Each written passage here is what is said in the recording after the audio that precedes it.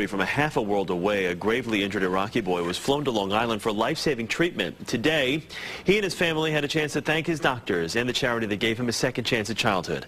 And CBS 2's Don Daler has the story. Even as the war slowly winds down, Iraq is still a dangerous place for American soldiers and for the people who live there. Because of these, the signature weapon of this war, the roadside bomb.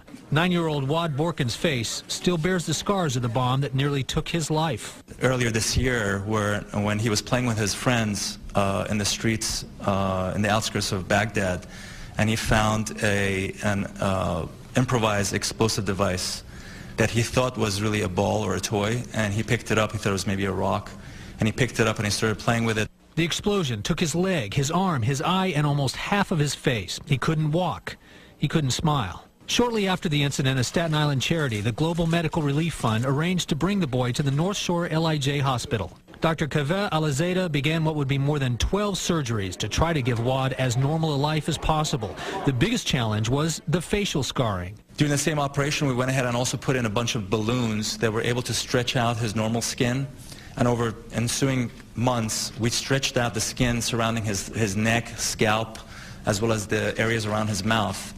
And we're able to use that extra skin, the normal skin, to be able to replace all the scarred. Now, not only can Wad walk, he once again has the glowing face of a happy little boy. They fixed this young man and made him whole again.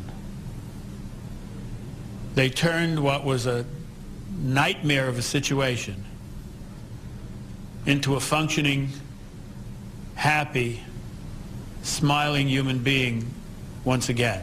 The surgeons not only salvaged a boy, they salvaged a family. Now that he has a future, Wad knows exactly what he wants to do with it. He wants to be a teacher. Thank you, everybody.